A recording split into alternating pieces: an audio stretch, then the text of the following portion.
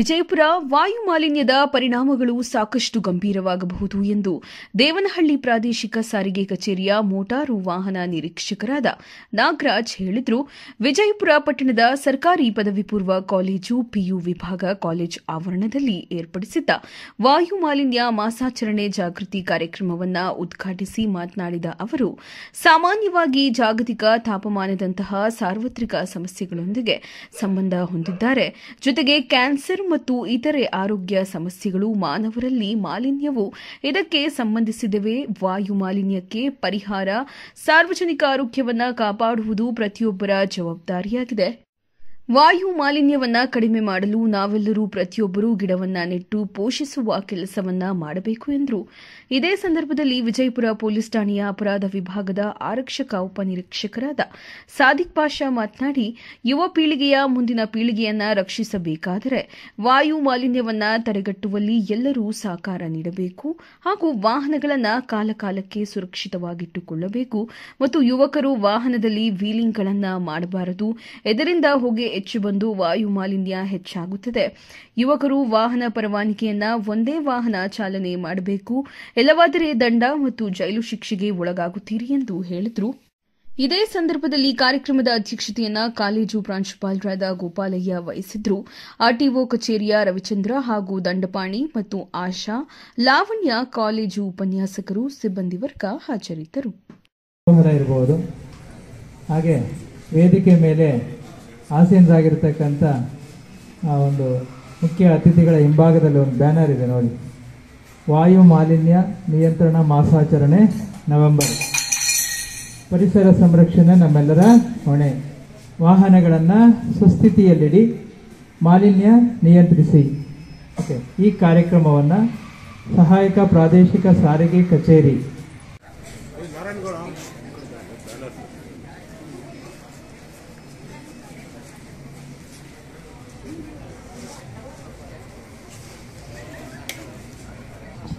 Hello, good morning students. Okay, ಶನಿವಾರ ಶುಭ ದಿನ, ಬೆಳಗ್ಗೆನೇ ಶುಭ ಕಾರ್ಯ.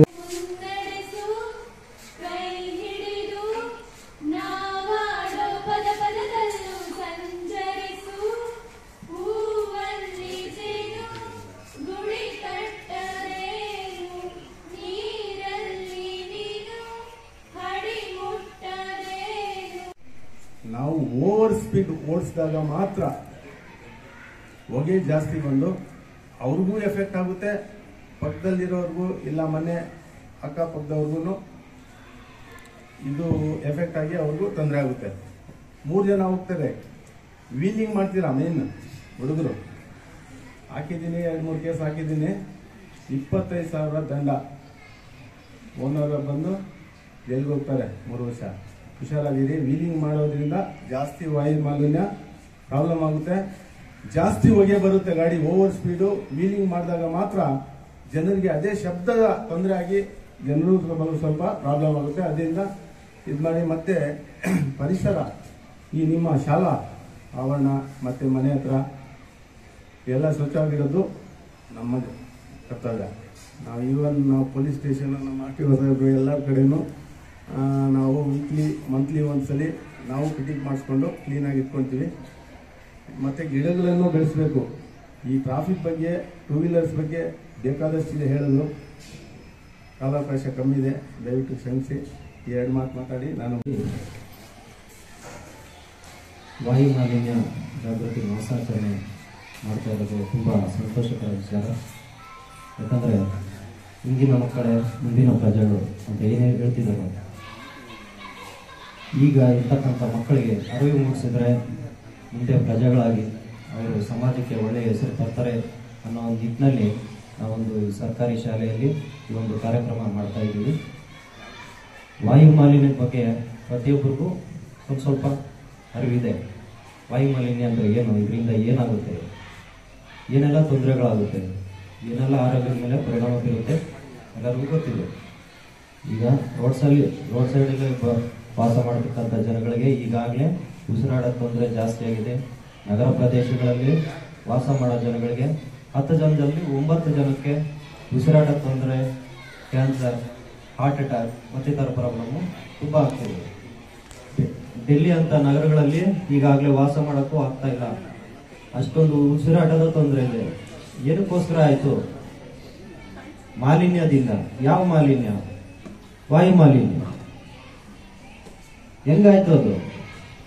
ಫ್ಯಾಕ್ಟರಿಗಳಲ್ಲಿ ಬರ್ತಕ್ಕಂಥ ಹೊಗೆಯಿಂದಾಗಿ, ಕಾಡಿಗಿಚ್ಚು ಬೆಂಕಿ, ಕಾಡಿಗೆಲ್ಲ ಬೆಂಕಿ ಬಿದ್ದು ಅದರಿಂದಾಗಿ ಮತ್ತೆ ನಮ್ಮ ವಾಹನಗಳಿಂದ ಹೊರಗಡೆ ಬರ್ತಕ್ಕಿಂತ ಹೊಗೆಯಿಂದಾಗಿ ಈ ಒಂದು ಮಾಲಿನ್ಯ ಉಂಟಾಗಿದೆ.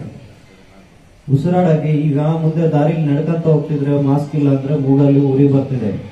ನೆಕ್ಸ್ಟ್ ಮುಂದಿನ ಪೀಳಿಗೆಗೆ ಯಾವ ತರ ಇರುತ್ತೆ, ನಮ್ಮ ಮಕ್ಕಳಿಗೆ, ಮುಂದಿನ ಮಕ್ಕಳಿಗೆ ಯಾವ ತರ ಇರುತ್ತೆ ಯೋಚನೆ ಮಾಡಿದ್ರೇನೆ ಭಯ ಆಗುತ್ತೆ. ಅದರಿಂದಾಗಿ ನಾವು ವಾಹನಗಳನ್ನ ಸುಸ್ಥಿತಿಯಲ್ಲಿ ಇಟ್ಕೋಬೇಕು.